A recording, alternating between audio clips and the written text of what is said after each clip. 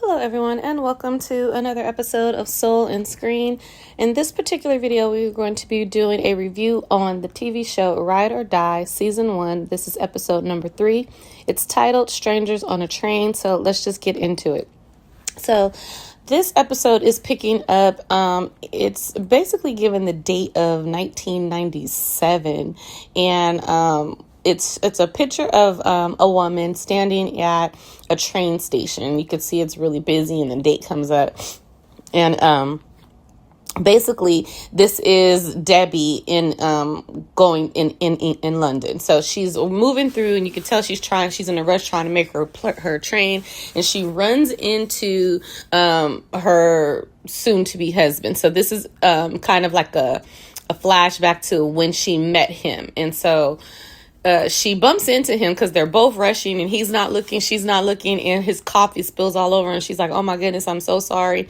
And so she's like, I hate to do this, but I gotta go. And so she's like, I gotta get to this like terminal, and he's telling her you're going the wrong way. And so he's like, let me show you which way to go. So he's taking her to where she needs to go, and they're talking along the way, and she's telling him, that she is on her way to basically kind of just see the world, because she just got this job. She's a lawyer, and she just used to be in corporate, but now she's getting ready to cross over into more of a kind of like working, other cases, lower cases and stuff like that are not corporate wise. So more so that she can help like the low guy. I forgot exactly the terminology she used, but anyway, so she's telling him that, so he's like, so you just came this, out here on your own? And she's like, yeah. And she's like, because, I'm getting ready to get into this, and the nitty gritty basically of everything. And I really just want to make sure that I have this last adventure first. And he's like, wow, your life sounds really, amazing. And so she goes, gets to her train, and he's like, wait, hold on a second. He goes, so do you think it would be possible if you could catch like the next train? Because I'll, and spend, some time with a lawyer who is, a very lowly paid clerk type of thing. But just, so basically he's flirting with her and stuff. And he's like, and allow me a chance to kind of show you around before you leave. And what do you say? And so she's looking at him. And so she actually gets off the train, and it shows them like walking and continuing the conversation and everything. And so you basically see how they got together and how she ended up in London and stuff. So she had, she was literally going on a trip. And she's makes up this, she continues to say throughout the show, like, I went to Yale Law School and I made a law review and everything. So this was a trip, that she was making before she went to a different position after working in corporate law for so long. And so that's pretty much it. It just kind of gives a little intro to how they met. The episode picks up where, remember when Judith and Debbie were leaving, they were showing their passports to cross over into a different country. So it's like early in the morning or daytime, just say that way. Sun's out and they're driving, and, they're just quiet. And so Judith looks over at Debbie, and she's like, what are you thinking about?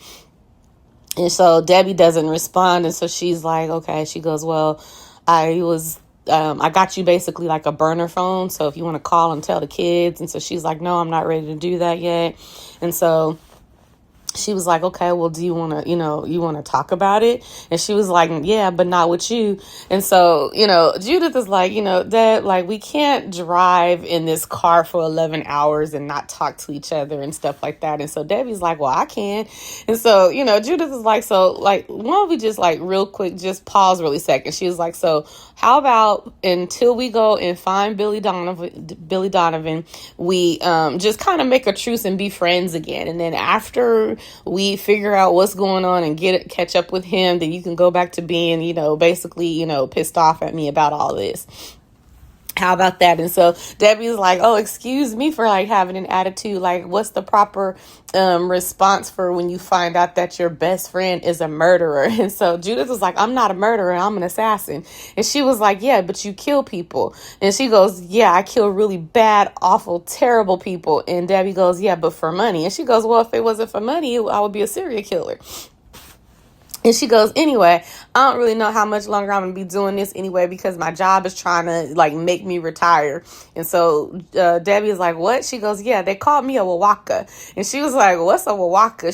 She goes, a woman of a certain age. And she was like, no, they didn't. She was like, right? So, like, now she back on her team, like, trying to be cool and stuff. And she was like, they fouled for that, basically. And so Judith is driving and she notices there's a truck behind her. And so Debbie, like, notices that, something is up. And so she's like, what's going on? And so she was like, there's a truck behind us. And so she pulls out this map and she's like, let's get off the roads, basically the highway, and let's see if we can take some, side streets, if that'll help. So she gets off and takes a detour, basically. And now when she pulls off the road, she's like, okay, well, we just got to stay here and we should be good. Well, the tire blows. And so basically, Judith is like steering the car so it don't crash, and they open the trunk and find out that there's no jack. And so basically, Judith is like, she was like, well, didn't, Deb goes, well, Miss Williams didn't put a jack in the car. Like, does she normally do that? And she goes, no, she always puts, make sure that our vehicles are loaded and stuff like that. And so she goes, listen, I'm gonna have to drive it on the rim to get us to a station. And so they look up, and then the guy who was following them gets out of his van, and he has like a jack in his hand, and he's like, I've been trying to catch up with you guys, and he has a knife, and he's a big dude and everything. He was like, I was trying to catch up with you guys. You got a flat. And so Judith, of course, is thinking like he's somebody that's after them. So she commences to whooping his tail, like she just doom. And so Debbie is like, Judith, stop. And so she's like, what? She was like, what if he was just being a nice stranger? And so she was like, no, he was following us, and he speak English, and he got a knife. And she was like, yeah, but what he was speaking English to us because we in an English car.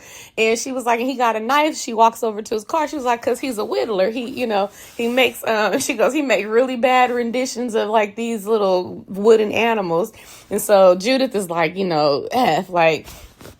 because she realizes that he really was just trying to help her. And so she's just kind of spiraling because she's like out of her element. She's trying to not only find out what's going on with her and who's, trying to set her up and bait her and everything, but she now has to worry about her best friend. And so anyway, she calls Sam and she's like, I need you to pick up a body. And he's like, dang, like, did you get Billy Donovan yet? She's like, no, like, quit bothering me about him. I'm gonna get him. And he's like, well, what other body? And she was like, he's a civilian. He was like, a civilian. She was like, well, he ain't dead. Like, he's still alive, and I'm just about to put him on the side of the road with a tracker so you can find him, but take care of it. And he's like, cool.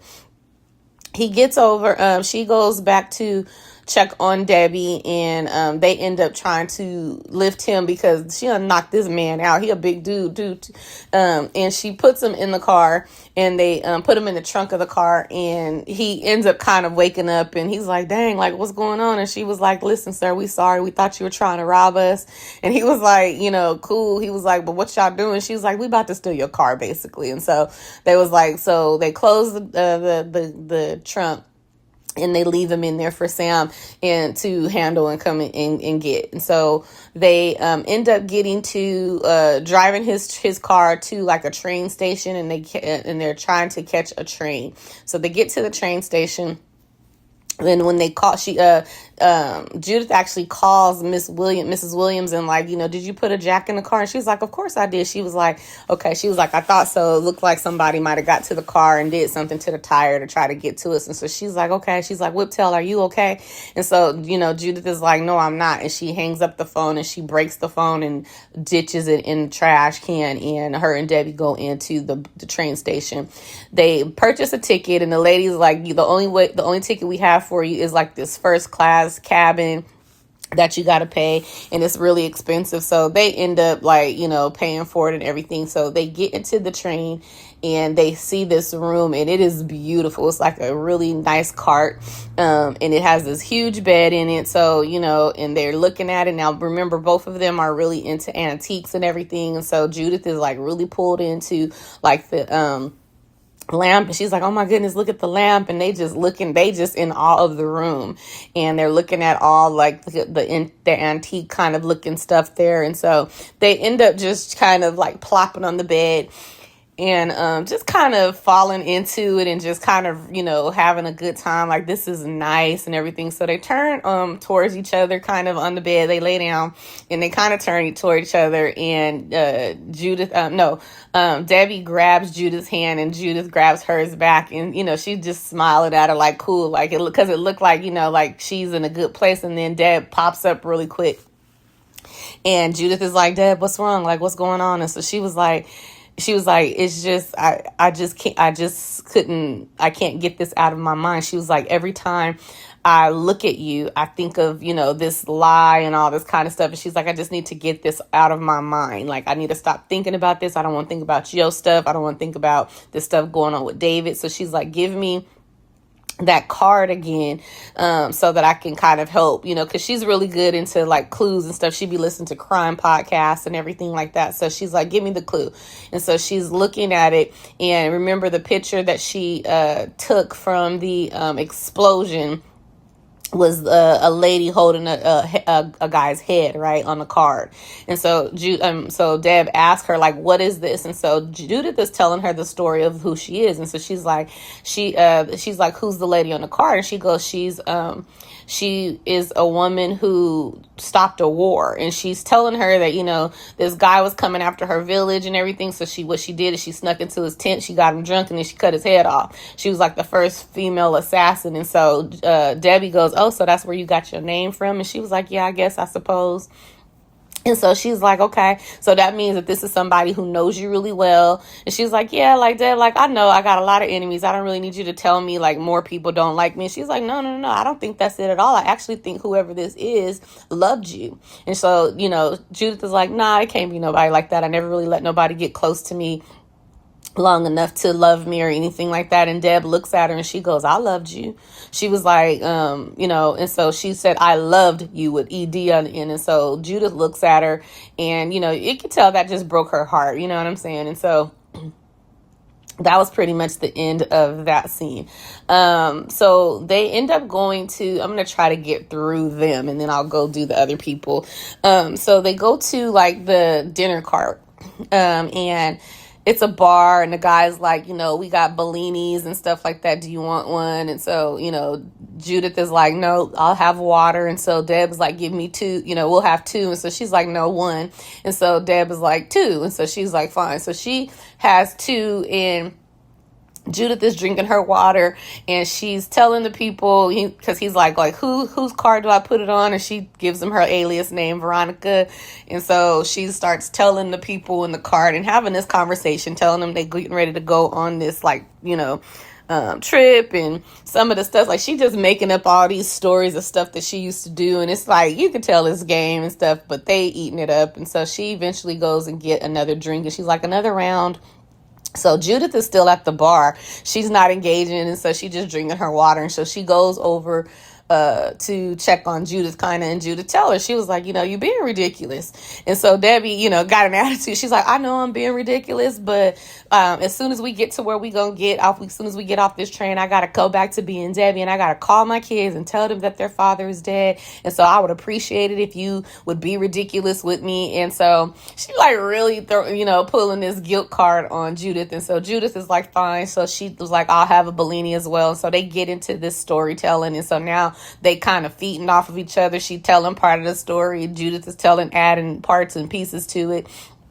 But she's trying to, just kind of keep it, kind of fun and everything. What happens is Judith ends up telling finding out that this guy speaks a certain language. And so he's like, you speak that? And she's like, yeah, just a little. And so she's like, yeah, I used to spend summers with my aunt. And so she's telling him this story that apparently she's told Debbie, and Debbie had to get somebody to play her aunt in this story. And so Debbie is putting two and two together like, oh, that wasn't your real aunt. She was like, this whole thing is just a lie. So she gets up and she walks away. And Judith is like, Deb, like seriously, like what's going on? Like you told me you wanted me to like join into this, join in on this like fairy tales and telling, all these outrageous stories with you. And she was like, yeah, but I'm realizing that your whole life has been a lie. Everything that you have told me since the day that we met has been a lie. I don't know anything about you. And so Judith is like, that's not true. She was like, you know more about me than anyone. And so she walks off mad. She's like, I just like need a break. And so she walks off. Deb walks off and she goes to the restroom.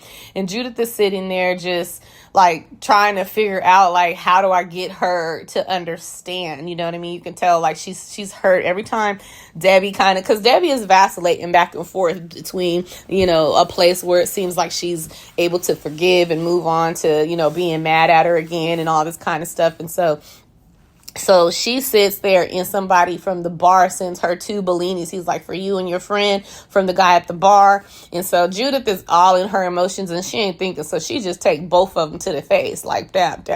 And she's sitting there and she realizes after a while that somebody drugged her. So she's like seeing like blurry and stuff like that. Her vision is off. And so she's noticing. So she grabs her the glasses that she took to the face, and she puts her finger in there. She sees like it's some residue in there. So she knows that she's been drugged. So she gets up and she's like trying to make her way to her room and find Debbie. You know what I'm saying? And so Debbie, so she's making her way down, and Debbie is coming out of the bathroom, but they cross each other without seeing each other.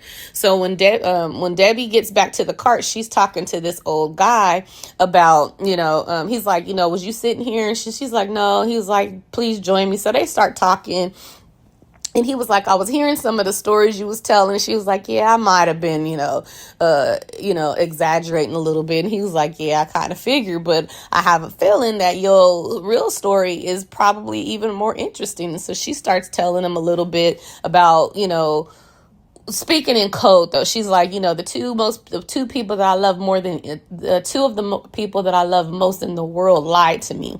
And, so she's talking about that. And he's like, well, the truth is a hard place to live is what he said. And whoa, when I tell you that line hit me, I was like, I wrote it down because I'm going to talk about that a little bit later. So anyway, he goes, she goes, no, people that you love, you don't lie to the people that you love. And so he goes, don't you though? He was like, in my experience, you lie to those the most. And so she's sitting there thinking, in the background, there's music playing, right? Cause it's like getting ready to get into like this intense scene. And so that's her and this guy talking. While they're talking on one end of the train in the cart, you go to Judith, who's still looking for Debbie, and she finds her way to the room, and she's literally stumbling because she's drugged. She's like drugged big time. And so she gets there and she opens the door and she's like, Debbie, she's like, Debbie. And so she's like, barely can stand. And this guy who drugged her walks in and he's like, look at you. And so she's like trying to push him away. And she's like, who are you? And you know what I mean? And he was like, you let somebody roofie you on a train, like whiptail, come on. She was like, how do you know my name? And so she was like, are you the one who sent the card? And he's like he's tying her hands up in like zip ties and trying to attach her basically onto like a fixture on the train so she can be, out of the way. And he goes, I didn't do no kind of like, card and leave you pirate code. He was like, that's lame as I'll get out. And so he was like, I'm actually not even here for you. He was like, your friend. And so she was like, Debbie, no, why? And he was like, because she called the police and she mentioned our employer to them. She was like, no, please don't do this. He was like, so I'm going to do it. He was like, but I promise you, she's not going to feel a thing. And so he leaves. And so she's standing in front of a mirror, and she's trying to figure out, like, how do I get out of this to go help to get Debbie, right? So she's been telling Debbie this whole time, I have to protect you. And so the music kind of kicks up, and it's a nice little song that goes with it, you know what I mean? And so anyway, she's sitting there staring at this mirror, and she literally just headbutts the mirror to break it. so that she can get a piece of the mirror to cut herself out of the zip ties. So she cuts herself out of the zip ties and she makes her way through like the cart, and she's still stumbling and everything. She runs into like an emergency area that has an EpiPen in it, and she breaks it and she sticks herself with the EpiPen. So she sticks herself with the EpiPen, and it gives her just enough energy to kind of like push this cart down and ram it into the dude. And he you could tell he's kind of like making his way. He must have been taking his time because he didn't get too far from her room, and she ended up like mowing him down, and then he went back, and they ended up in her room fighting, and they scrapping, boom, boom, boom. Now remember, she's drugged, so she handling her business, but she not as quick as she could be because of the fact that she's drugged, and she took both drinks, so she's doubly drugged, right? And so they scrapping in there, and so he throwing her and she handling hers and everything, but he finally gets her in a position, and he tells her, he kind of gets her, and he's choking her, and he tells her, I lied too. He was like, now now I'm not gonna kill your friend all soft. I'm gonna make her feel every little piece, every part of it. And so that really pisses her off. And so she gets her feet and like pushes him off, and like tries to get one little last like slug in him, but he's like choking the mess out of her. And so they're on the ground, and he's like, goodbye with tail. And so she is maneuvering her arms in, trying to feel around to see if it's something that she can use as a weapon. And she pulls this drawer open, and when they had first walked in, her and Debbie earlier, they had opened this drawer, and it was like a pin set, like a feather pin set, antique, but it had like a arrow at the end of it. So she pulls her hands in there, and she grabs it, and she sticks the arrow through his ear basically, and that's how she ends up killing him. And so she gets up, she's like, catching her breath because he was close to choking her out.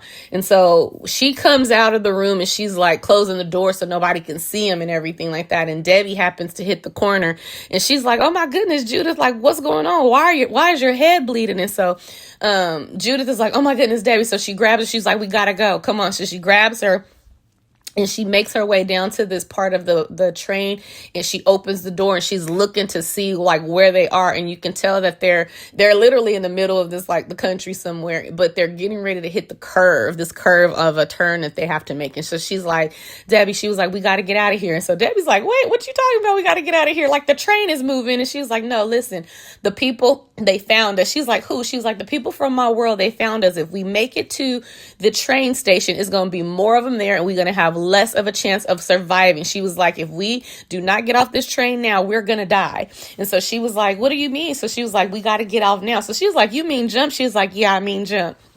And so she gets behind Debbie, and she's like, come on, Deb, like Veronica can do this, which is her alias. And so Debbie, she's like, no, Debbie can do this. And so she jumps off, and Judith jumps off right with her. And so they get off the plane, and they land safely and everything. And Judith is like, Deb, are you okay? Because she worried about her, because she do this stuff all the time, right? Like she jump off buildings and offered everything because she's an assassin. So she's used to all the tumble and bumble and all that kind of stuff. And Debbie's not. Like when you see this show, you guys, Debbie is super prissy. And so, so she checks on Debbie, and Debbie is fine. And so she's like, okay, cool. You good? Like my friend, you good? And so she, Debbie's like, oh my goodness, I've never felt so alive. And Judith is like, I know, right? And so they like, cool. And they just like, yeah. And so Debbie grabs the bag that she was holding with their money and passports in it, because they didn't leave that in the cart, of course, because it's like, money. And so she opens it, and she realizes the old dude that she was talking to the whole time somehow picked pockets with her and switched her bags and everything. And so she ends up, basically he robbed them. He got their passport, he got the money that they had and everything. And so she's like, oh my goodness, no. And Judith is like, what? And she was like, we've been robbed. And Judith is like, no, like, are you serious? And so she's like, oh my goodness. So anyway, they start walking. And as they're walking, you can tell that it's tension between them. And so Judith tells Debbie, she was like, well, now maybe you understand like a little bit more. Like, you can't let your guard down. And so Debbie tells her, she was like, you know what, I don't really need to hear this from you right now, out of all people. And so she was like, because as soon as this she was like, oh, because I'm not used to pretending on about who I am, and so I had a lot to think about, in other words. So she was basically saying that because she was so worried about keeping up her appearance of who she was, her fake identity, that's the reason why she couldn't pay attention to the bag. And so she was like, I'm not used to doing that. And so Judith was like, psh. And so she was like, what is that supposed to mean? And so she was like, you really want me to tell you? And she was like, yeah, like, say what you mean. And so Judith tells her, you always want to act like you don't pretend. She was like, but you do pretend. You pretend that you happy. You pretend that you in this loving marriage. And the truth of the matter is, David has never deserved you. And she was like, how dare you? She goes, no. She goes, you always come up with this and tell this story about how you guys met and how you just was so charmed by him at the train station that you decided to stay in London, marry him and everything like that. And she goes, but the truth of the matter is, I think you stayed, and I think you did all that because you were too afraid to make it on your own. And I was like, whoa. And so she was like, Deb is like, are you serious? She goes, yeah. And so she goes, you gonna try to tell me that I was scared to do something? What about you? And so, Judith is like, what are you talking about? I ain't scared of nothing. She was like, I ain't never not, been scared to do nothing. And so Deb tells her, please. She was like, I've known you for 25 years and I've never seen you in a love relationship or anything. And it's because you don't want to be challenged. You don't want to let nobody get in and really find out like who you are or anything like that. And she's like, it's just crazy. She was like, I don't know one true thing about you and all this kind of stuff. And so she goes, Deb, I couldn't. And she was like, really? And she was like, because you would have left me. And she was like, what? And she was like, you don't know what I would have did. She goes, yeah, I do know what you would have did. She was like, you would have did exactly what everybody else does who gets to know the real me. They leave. You would have left. And the truth of the matter is, I don't have anything else. She goes, all I have is this job and you, and I have effed both of them. So I may not even have either one of them. So yes, I'm terrified that I'm going to lose you. And so Debbie looks at her and she goes, you see, that's the difference. And so she's like, what are you talking about? She goes, so I'm terrified that I never had you. And so Judith is like, are you kidding me? She's like, you've always had me. And so, Deb looks at her and she's like, give me a hug. And so they hug it out and everything. And so she's like, Deb tells her, oh my goodness, I'm so sorry. I've never yelled at anybody like this before. And and I'm trying to figure out how you was about to be an attorney, and how was you a corporate attorney and then getting ready to go do like criminal cases like a prosecutor. That's what she was going to be. And you don't know how to argue. You know what I'm saying? Or, and so she goes, Judith goes, well, I have, but not at you. And so they hug it out, and as they're hugging, a truck pulls up. And so, Judith grabs Debbie. She's like, oh my goodness, like a truck, let's get this ride. So they hitchhike and they get in the truck to get a ride. They get in the truck, and it's a moment where, so when Debbie first met her husband in 1997 at this train station, she was telling him some of the places that she was going to go and that she wanted to go to this particular country where you see the sunset. And when the sun is setting, it like lights up the whole countryside. And so they were behind this truck and Judith was asleep, right? Now, remember, she just got into this huge fight. Plus, she's like drugged. She just got a little bit of an EpiPen, probably, holding it up. So she sleeps. So she ends up falling asleep on Debbie, which was cool because at first she was just sitting next to her, and she eventually got to a point where she was comfortable and put her head on her, and Debbie, let her, lay down, because that's your sister, that's your friend, like quit acting like that. So she sleeps. And while she's sleeping, Debbie looks up, and it's the sun setting, and it's that picture of that beautiful like sunset that she wanted to see all those years ago that she was telling her husband about before they got married, when she met him. And so she, looks down at like Judith, because she would have loved to share the moment with her, but she was asleep. So she just laid her head on her and just kind of as a term of endearment. And then that was it. The next scene with them picks up when they get to kind of like a station where they can find somewhere to to get something to eat or something, like the next city basically, or a town. And so they end up at a payphone. And so she's like, I'm gonna go ahead. Judith and Judith and Deb walk over to the payphone. And so Judith tells her, I'm going to give you some privacy because Debbie is getting ready to call her kids. And so she grabs Judith's hand like, no, I need you here. And so Deb calls her kids, and one of her kids answers the phone, and she's like, is your brother with you? And so she's like, you don't hear the phone call, but she's saying to her, daughter, where's your brother? I need to tell you guys something about your father. And then as soon as she says that, the daughter says something cool or something like that. And I'm trying to remember, don't get me wrong, but I feel like I'm trying to remember, so she tells the daughter, actually says something, and she tells her that her husband or something like that is alive, basically.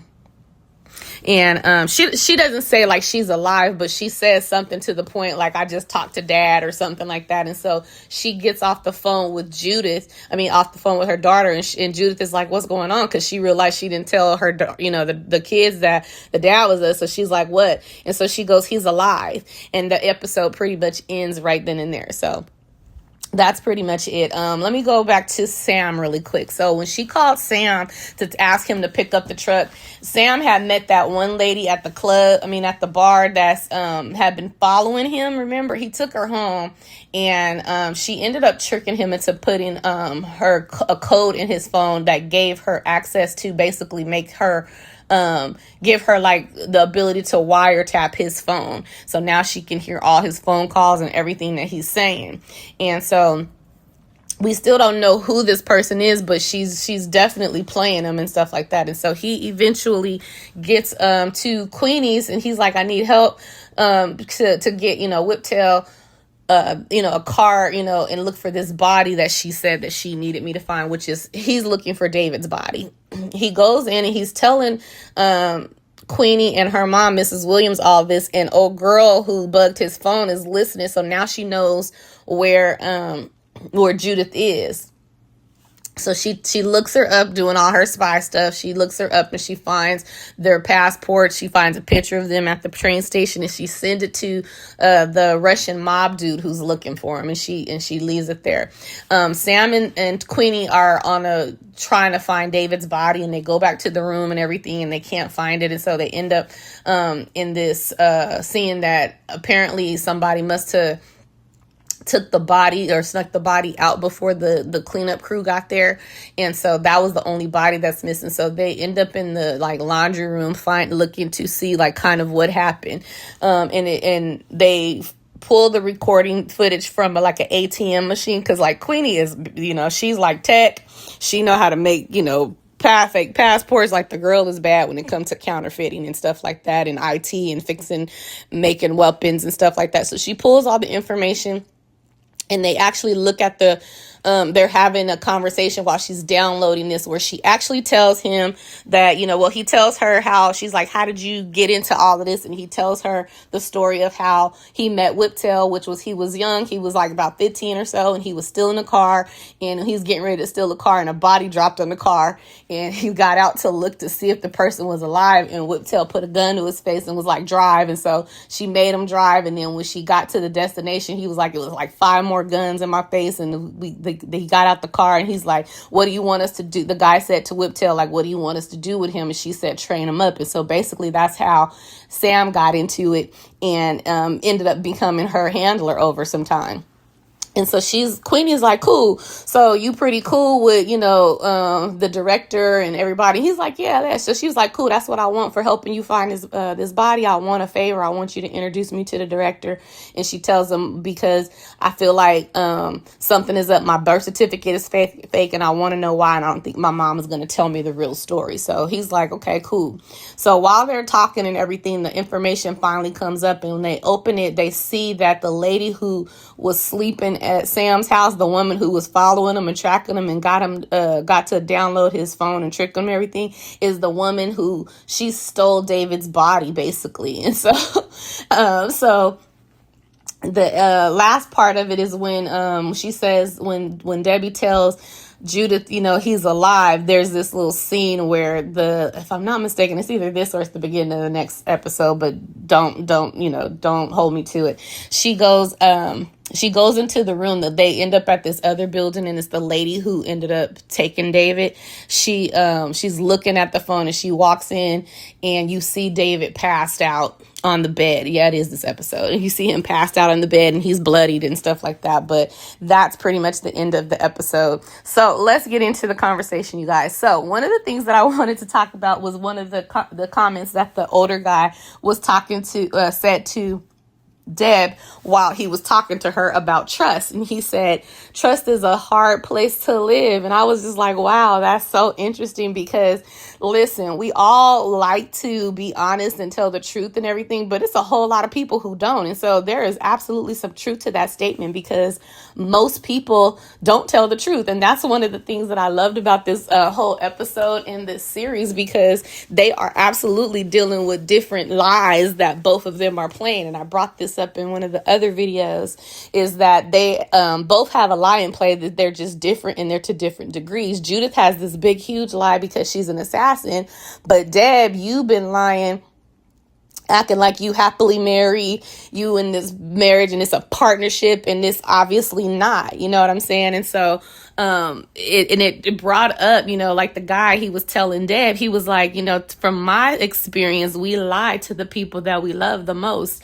And it's shameful, but it's like there is absolutely some truth to that in certain areas. I mean, even when we grew up, for those who was told Santa Claus was, somebody and stuff like that, like there was no reason for our parents to do that, but they did. And guess what? It started us in a lie. And yeah, they was trying to do it to give us some childlikeness and, just to be kids and have some innocence and things like that. But it wasn't necessary. You know what I'm saying? And the truth of the matter is, because we've grown up and we've learned to, how you doing? I'm fine, when you really not fine. It's a lie. You know what I mean? It's a lie that we continue to tell ourselves, and it's a lie that we continue to portray. And so Judith is not wrong when she's telling Debbie this. You know what I mean? Like, because again, like I said, Debbie is coming at her like, there ain't nothing that you told me this whole time that's true. Your whole life, or everything that I've known about you for 25 years is a lie. The stories you told me about your aunt, your house, you know what I mean? Like, and so she's like really coming at her. But again, you lie to me all the time. You lie to me every day as well, just a different type of lie. You tell me, who's supposed to be your best friend, that you're happy, when I can see that you're not, that you in this fulfilling partnership, and you're not. You know what I mean? You've given everything to this man, and you've poured everything into this man, and then he just left you the night that you told me that he was supposed to be taking you to a dinner, just a dinner between the two of you. I find you at a charity function that I asked you, is it a political event for David? And you said no. So you know what I'm saying? So it's tripping me out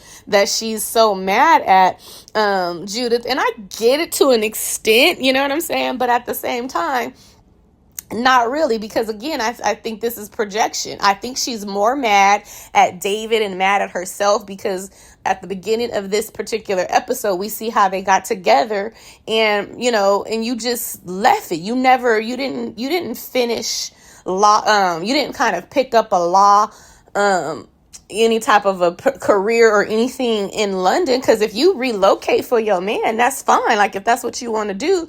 But does that mean that you give up your passions? Does that mean that you give up, like you was in law school, and like I said, it's like it meant something to her, because she keeps bringing up law review, and I made law review, and I made law review. But then you get here and you meet this man, and you fall in love with him, and you throw everything down. And there are a lot of women who do that, and then later on, when things don't work out the way that they are, because one, you no longer even the woman that he fell in love with, right? Because now you putting everything into him, where before, like what attracted him to you was that you were ambitious and that you was doing all this on your own. You came out here from America, and you about to get on a train and just travel through through Europe, all different places through Europe. Like, that's adventure.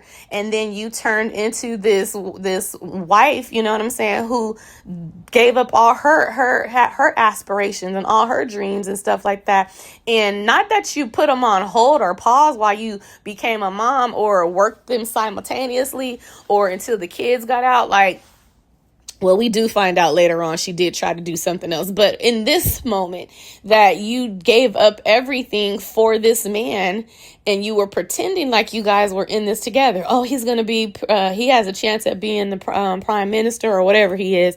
And so that, that's going to, what I'll be able to do in that position, what he'll be able to do in that position when, like Judith said, like it's not really a partnership. This is all about David. And this is partly her fault. You made this all about David. You gave him all this control and he don't even appreciate it. Period, point blank. And I think that's one of the reasons why she's really upset with Judith, because she, Judith is there in her face. Like she can't do anything to David because first of all, she think he did until the end of the episode. So, you know what I mean? So it's like, I was in love with this man.